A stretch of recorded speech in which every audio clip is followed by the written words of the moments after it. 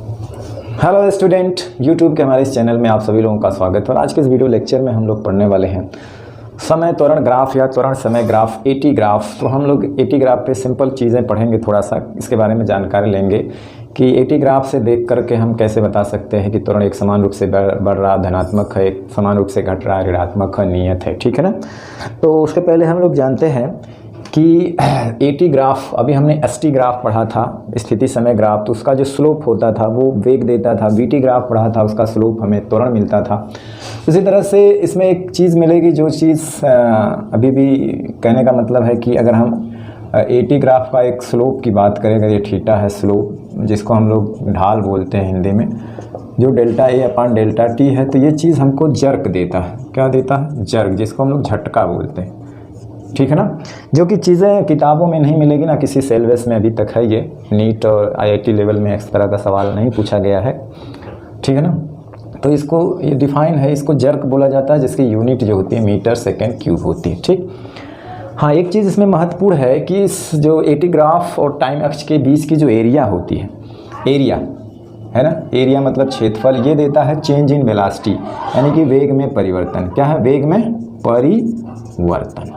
ठीक है ना। एरिया मतलब होगा ये डेल्टा टी तो डेल्टा वी, ये चीज़ हमको मिलती है वेग में परिवर्तन। हाँ, एक चीज़ कैलकुलेशन वाली मिलेगी ये कि जो एटी ग्राफ होता है और टाइम अक्ष के बीच जो एरिया आती है, उस एरिया से हम ये पता कर सकते हैं कि वेग में परिवर्तन कितना है, वेग में परिवर्तन कितना है। जैसे एक सिंपल सा अगर हम सवाल लगाते हैं, ठीक है ना, जैसे ये मतलब इस तरह का सवाल अगर दिया हुआ है, मान लीजिए एटी ग्राफ में ये टी है इधर और इधर ए है, और ग्राफ इस तरह से दिया हुआ है। टाइम जो यहाँ पे 11 सेकेंड है, उस वक्त जो है ये इसका एक्सेलरेशन 10 है। ठीक है ना। तो एरिया क्या बताता है? एरिया का मतलब है क्षेत्रफल बताता है change in velocity, change in velocity, change in velocity. तो एरिया पहले निकाल लेते हैं। एरिया क्या होगा? ये एरिया समकोण त्रिभुज की एरिया, तो हाफ इंटू बेस कितना है 11 और हाइट कितना है 10, तो ये हो जाएगा 55। ठीक है ना। एरिया क्या देता है? चेंज इन वेलोसिटी, यानी यही देता है डेल्टा वी, और ये हो जाएगा इसका मान हो जाएगा ये 55 मीटर पर सेकेंड। ठीक है ना। इस तरह के सवाल जो है आ सकते हैं इसमें। ठीक। चलिए, कुछ ग्राफ से हमें पता लगाना हो, अगर मान लीजिए त्वरण नियत है तो ग्राफ कैसा आएगा। त्वरण नियत है और पॉजिटिव है, त्वरण नियत है और नेगेटिव है, त्वरण नियत और पॉजिटिव है। ठीक है ना। और त्वरण नियत और नेगेटिव, तो अगर त्वरण नियत है तो इस तरह का ग्राफ आएगा। ठीक है ना। ठीक, यानी कि ये प्लस ए है, और नेगेटिव है तो ये आएगा। यह क्या बता रहा है कि त्वरण नियत है, और ये भी बता रहा है कि त्वरण क्या है? नियत। ठीक है ना। त्वरण नियत है, पॉजिटिव है, तो ये जो रेखा होगी टाइम अक्ष के ऊपर होगी। अगर त्वरण नियत है और नेगेटिव है तो वो जो ग्राफ होगा वो टाइम अक्ष के नीचे होगा। अब अगर बात करें इसी में कि त्वरण एक समान रूप से बढ़ रहा है, ठीक है ना, त्वरण क्या है? एक समान रूप से बढ़ रहा है, तो एक सरल रेखा होगी। ठीक है। क्या है? ये बता रहा है कि त्वरण एक समान रूप से बढ़ रहा है। ठीक है ना। त्वरण क्या है? एक समान रूप से बढ़ रहा है। यहाँ पे देख रहे हैं ना, समय के साथ त्वरण क्या एक समान रूप से बढ़ रहा है। अगर हमको दिखाना है कि त्वरण एक समान रूप से घट रहा है, तो उसका ग्राफ ऐसे आएगा। ये बताएगा कि त्वरण एक समान रूप से घट रहा है, यानी कहने का मतलब है कि मंदन है। क्या है? एक समान दर से घट रहा है, तो ये मंदित गति है। ठीक है ना। तो एक समान रूप से बढ़ रहा है तो इस तरह का ग्राफ, एक समान रूप से घट रहा है इस तरह से। अगर नियत है तो ऐसे पॉजिटिव है, और अगर नियत और नेगेटिव है तो वो जो ग्राफ होगा वो टाइम अक्ष के पैरेलल होगा और नीचे होगा। ठीक है ना। वो बता रहा है कि नेगेटिव है। ठीक।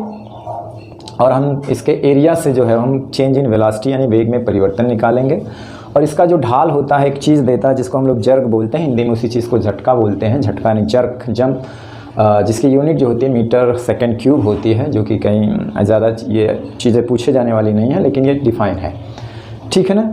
तो चलिए, अब हमने जो है उस चेंज इन एरिया पर, एरिया जो है स्लोप ग्राफ की जो एरिया है वो देता है चेंज इन वेलोसिटी, वेग में परिवर्तन है, तो हमने एक सवाल भी देख लिया। ठीक है ना।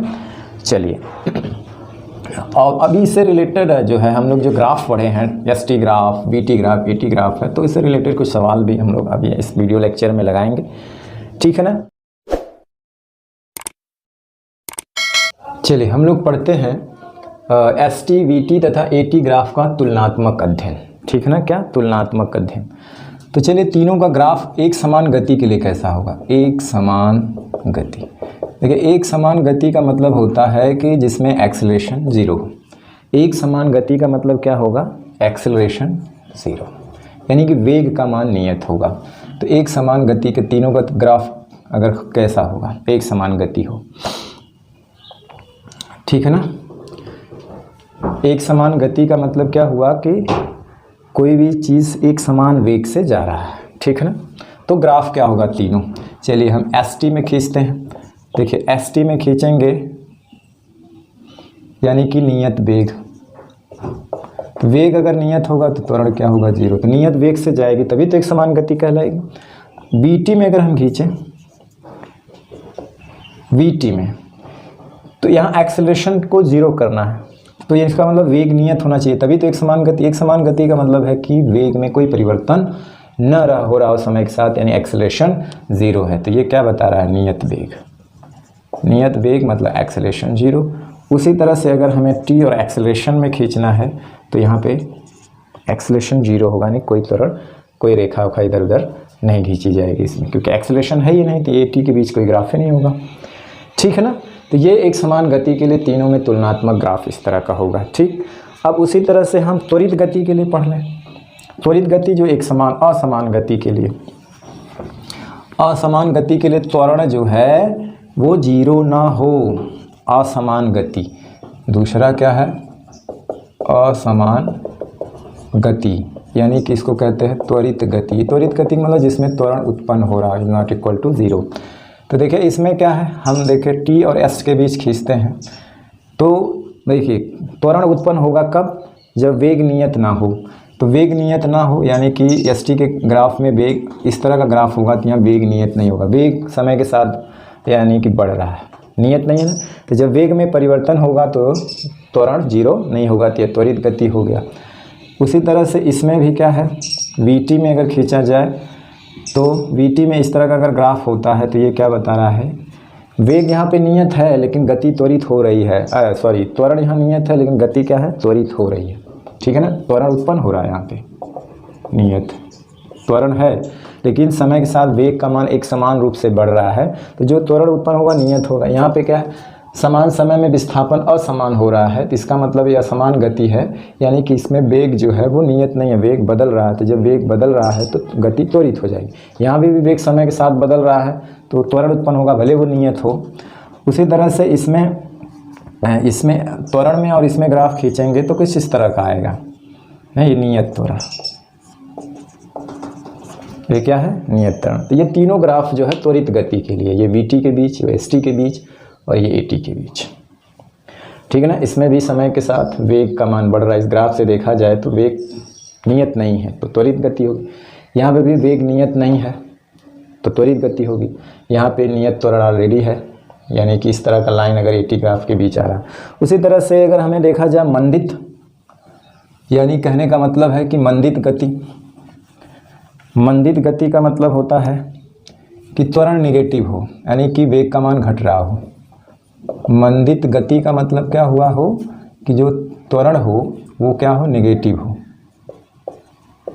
त्वरण क्या हो, नेगेटिव हो, वेग घट रहा हो, त्वरण तब नेगेटिव होगा, वेग घट रहा है तो त्वरण क्या होगा, नेगेटिव। तो इस तरह से एस टी के बीच ग्राफ क्या हो जाएगा, इस तरह का ग्राफ होगा। इसमें लगातार जो है वेग का मान घट रहा है, लगातार वेग का मान घट रहा है, क्योंकि स्लोप का मान लगातार घट रहा है, तो इसलिए वेग का मान घट रहा है। तो जब वेग का मान लगातार घट रहा है तो गति मंदित हो रही है, तो जो त्वरण उत्पन्न होगा वो कैसा होगा, नेगेटिव होगा। उसी तरह से इसमें अगर वीटी में तो इस तरह का ग्राफ होगा। वेग का मान पॉजिटिव तो है पहले, लेकिन लगातार घट रहा है। तो घट वेग कब रहा है, वेग अगर घट रहा है तो इसका मतलब है कि त्वरण अपोजिट डायरेक्शन में है, नहीं निगेटिव त्वरण है वहाँ पे।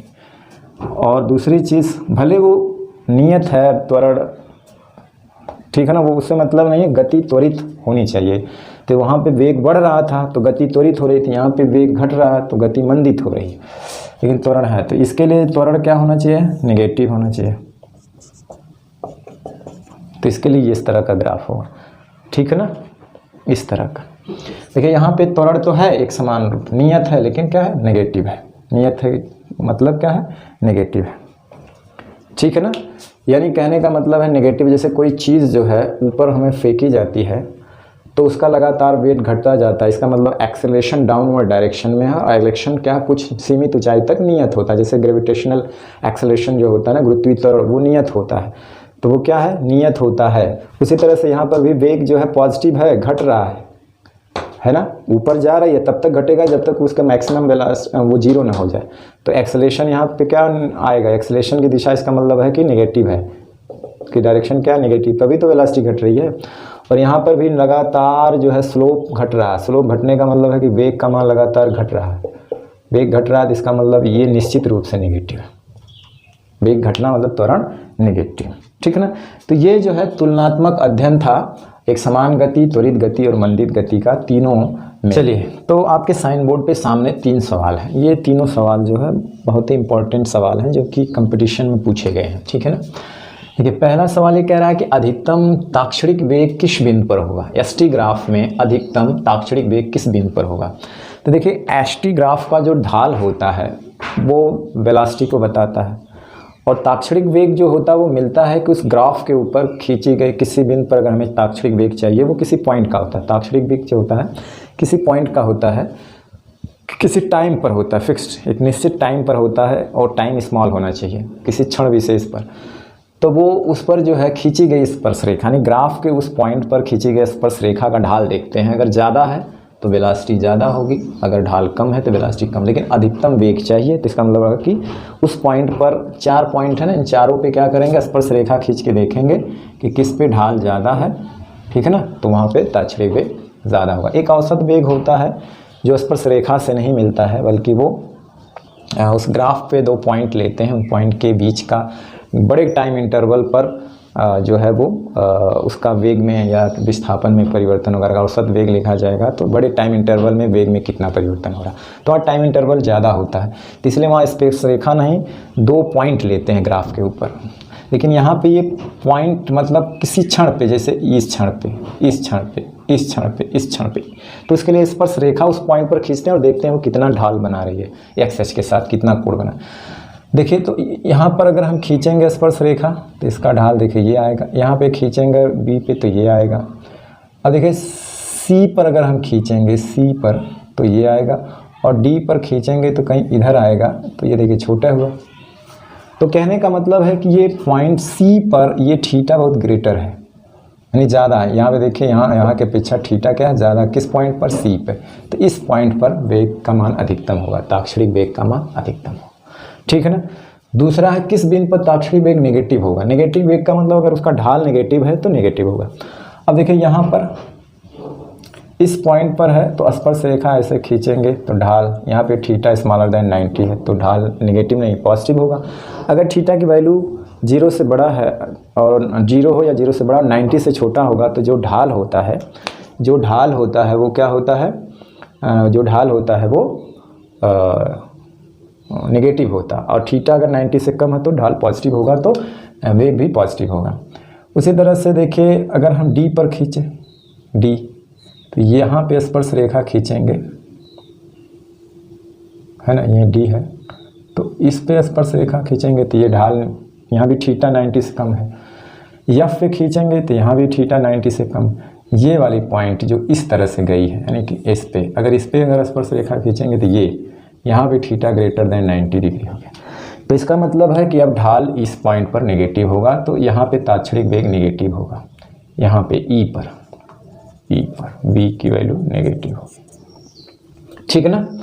ऐसा हम लोगों ने पढ़ा हुआ है, उसी पर रिलेटेड सवाल है, ठीक। चलिए तीसरा सवाल कह रहा है कि इसमें से कौन सा ग्राफ संभव ही नहीं है, कौन सा graph 1D motion, 1 dimensional motion को रिप्रेजेंट नहीं करता है। तो इस तरह का हमने पढ़ाया भी था, तो देखने से कौन सा मिल रहा है। देखिए VT के बीच ग्राफ हो सकता है, यहाँ पे वेग एक समान रूप से बढ़ रहा है, एक समान रूप से घट रहा है। यानी कि यहाँ पे विस्थापन 0 है। यहाँ पर भी देख रहे हैं तो v का मान समय के साथ बढ़ रहा है, तो ये भी सही है। ये वाला और एक हमने और बताया था इस तरह का, अगर यहाँ पे vt रखें, ये बता रहा है ये क्यों नहीं पॉसिबल होगा कि एक ही टाइम पर, ये एक ही समय पर 2 वेलासिटी बता रहा है, जो कि संभव नहीं होता। एक क्षण पर 2 वेलासिटी नहीं हो सकती। यहाँ पर भी एक ही क्षण पर 2 वेलासिटी हो जा रही है, एक ठे यहाँ ये, जो कि संभव नहीं। तो इस तरह का ग्राफ और इस तरह का ग्राफ वन डायमेंशनल मोशन में संभव नहीं है, और इस तरह का भी संभव नहीं है अगर ये vt है। क्यों?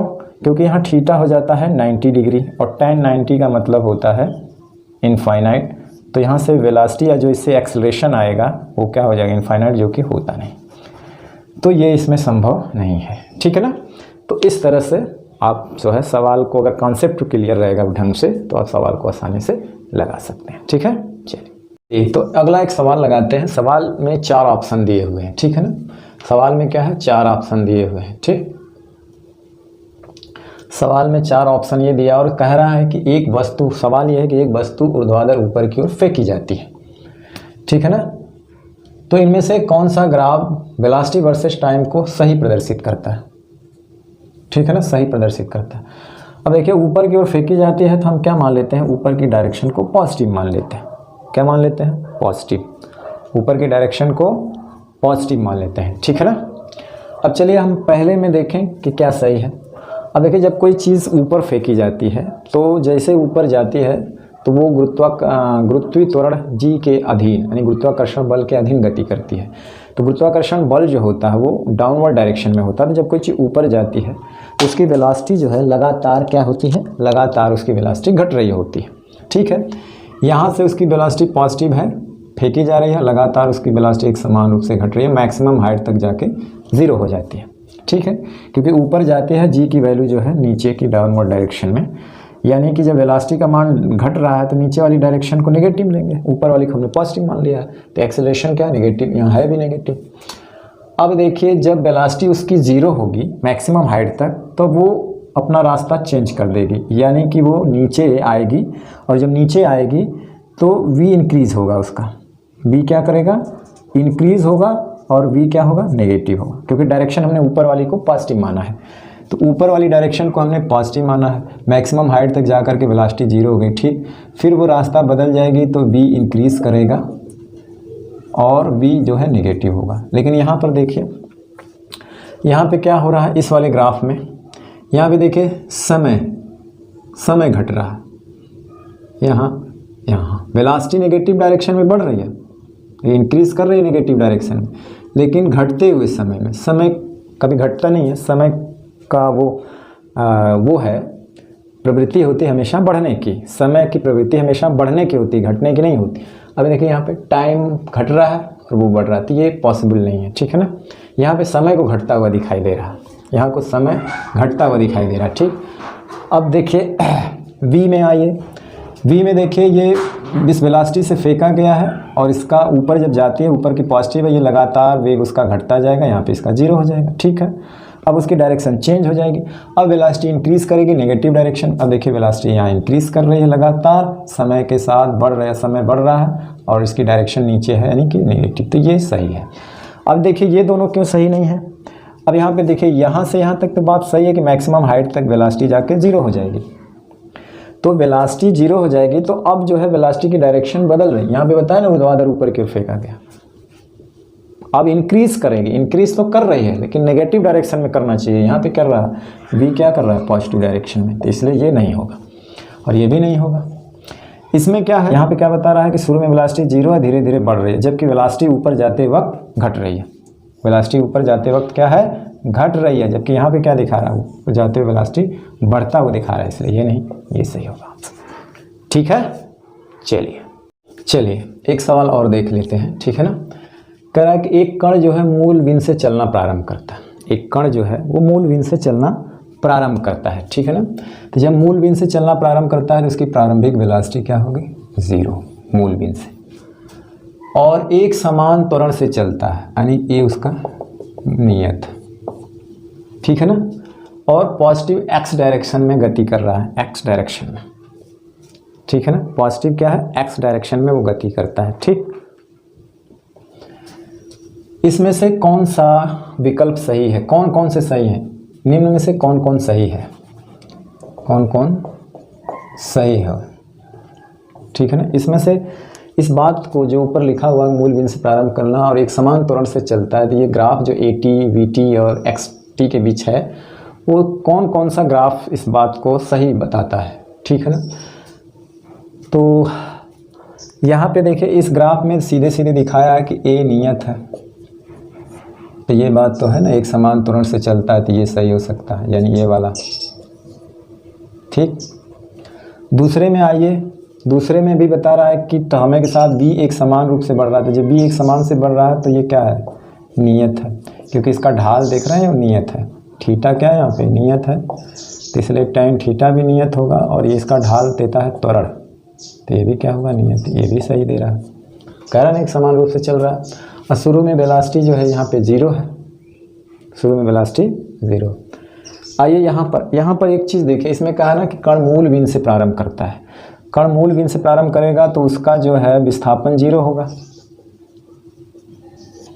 नहीं, एक चीज़ ये है कि मूल बिंदु से प्रारंभ करता है तो कोई ज़रूरी नहीं कि उसका जो है वेग 0, विस्थापन 0 होगा। मूल बिंदु से प्रारंभ कर रहा है ना, तो चलना प्रारंभ कर रहा है तो इसका मतलब उसमें कोई वेग रहेगा तब आगे बढ़ेगा। हाँ, मूल बिंदु पे विस्थापन 0 होगा उसका। तो यहाँ पे देख रहे हैं कि ऑलरेडी मूल t बराबर 0 पर ही ऑलरेडी उसका विस्थापन कुछ है, और यहाँ पर वो एक्सेलरेशन नेगेटिव है ना, एक समान त्वरण यहाँ पर भी है, लेकिन ये चीज़ गलत हो रही है कि वो मूल बिंदु से नहीं प्रारंभ कर रहा, ठीक। और यहाँ पे त्वरण नेगेटिव भी है, एक नियत तो है, नेगेटिव है। हाँ, यहाँ पर देखिए, यहाँ पे वेग जो है वो नियत नहीं है, मतलब x और t, यानी कि वेग अगर नियत होता तो एक्सेलरेशन 0 होता।